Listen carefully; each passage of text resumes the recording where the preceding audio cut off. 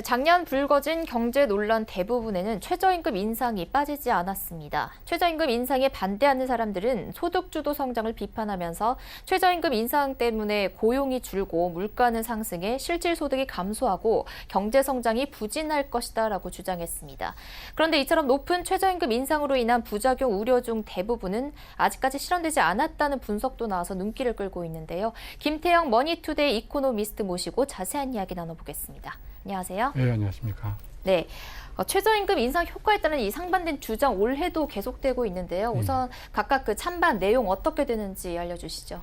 일단 최저임금은 소득주도 성장에서 문제가 되기 시작했었고요. 네.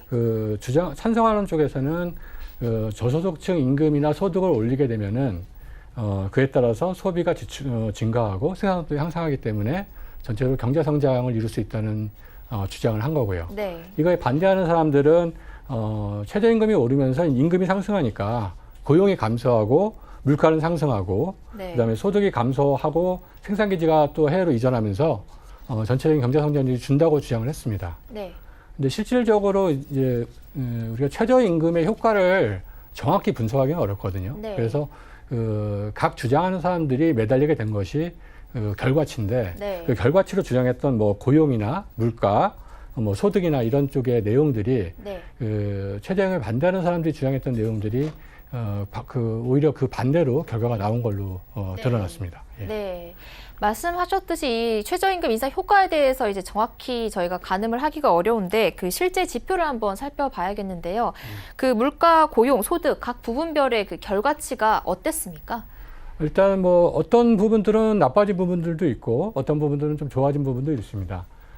우리가 일단 경제 성장률은 작년에 일단 좀 줄었고요. 네. 그다음에 고용, 흔히 이제 우리가 고용 가지고 문제를 삼았는데 네. 실제로 고용은 작년에 오히려 좋거나 네. 아니면 유지를 한 걸로 나왔고요. 네. 그다음에 소비자 물가 상승률은 물가가 오른다고 그랬는데도 불구하고 지금 상당히 많이 내렸습니다. 네. 그래서 오히려 내렸다고 지금 문제를 삼는 사람도 있고요. 네. 그다음에 가계소득 증가도 오히려 작년에 많이 오른 걸로 나왔습니다.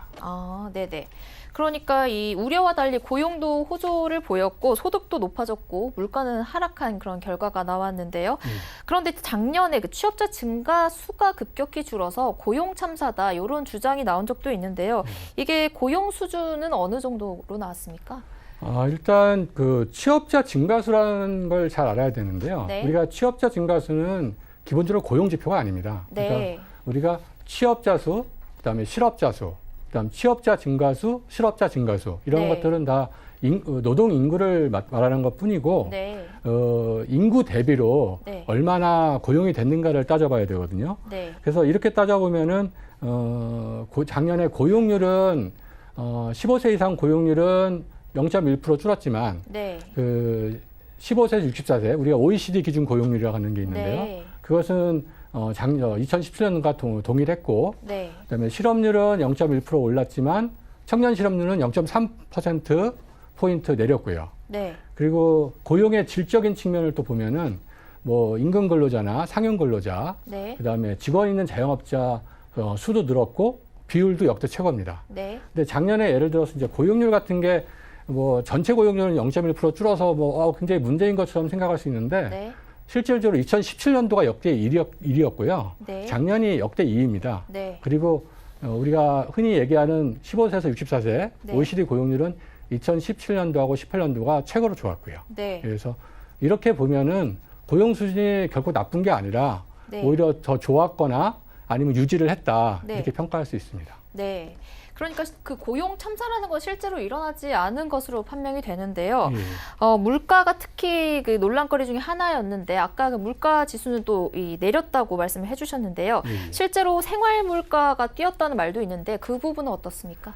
우리가 물가라는 게 그냥 일반적인 전체 물가가 있고 그다음에 그 중에서 이제 우리가 지출 비중이 높은 항목을 뽑아서 다시 계산하는 게 생활 물가가 있고요. 네. 그다음에 우리가 뭐 흔히 먹는 생선이나 채소 이런 것들을 한 신선 물가 지수가 있습니다. 근데 네.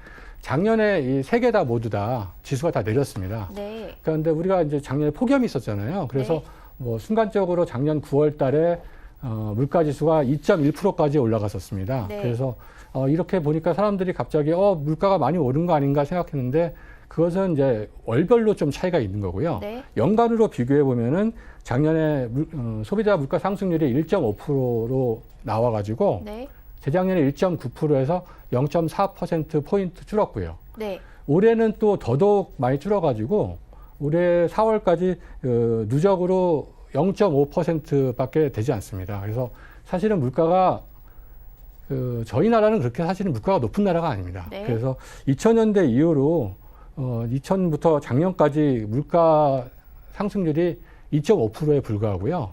네. 그렇기 때문에 사실 물가를 가지고 지금 인플레이션이다 아니면 디플레이션이다 이렇게 얘기하기는 좀 네. 곤란한 상황이라고 생각합니다. 네. 네.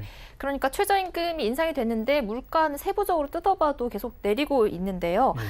작년에 한국 경제 성장률을 보면 2.7%가 나와서 기대보다 좀 적게 나왔는데요. 이걸 가지고 또 최저임금 탓이다라고 하는 시각도 있습니다. 이 경제 성장률을 좀 부분별로 좀 살펴보고 싶은데요. 작년에 우리가 경제 성장률이 좀 줄었습니다. 근데 네. 사실은 우리가 경제 성장률이 매번 늘어야 된다고 생각하는데 저 역대 정부상 경제 성장률은 계속 줄어왔습니다. 그래서 네.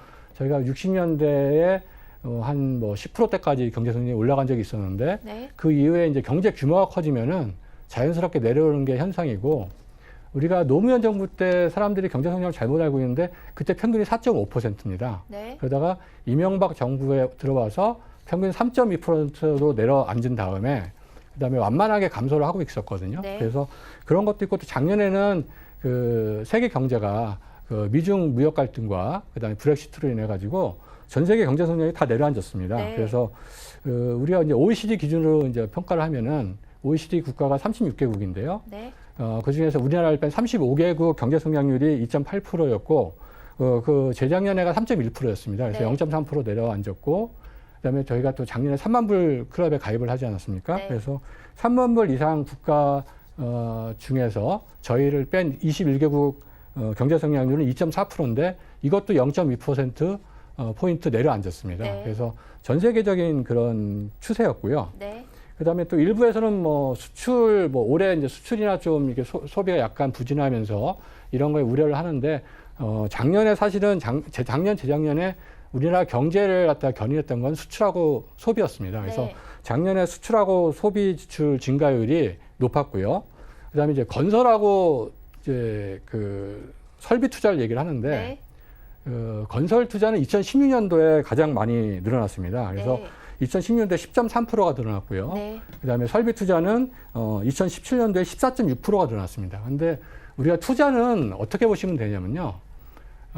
매년 투자를 많이 하는 게 아니라 네. 대내 경제 상황에 따라서 집중적으로 1, 2년 동안 투자가 확 늘어납니다. 네. 그러고 나서 또 몇 년 동안은 투자가 굉장히 줄고요. 네. 그래서 이런 현상 중에 하나로 보시면 되고요. 네. 물론 지금 전 세계적으로 지금 투자나 이런 것들이 활성화되지 않아서 그런 면도 있긴 하지만 당장 이것 때문에 이제 문제가 크다 이렇게 보기는 좀 어렵다고 생각합니다. 네. 네, 김태형 머니투데이 이코노미스트 모시고 실제 통계를 통해서 최저임금이 우리 경제에 미친 영향 알아봤습니다. 말씀 감사합니다. 예, 감사합니다.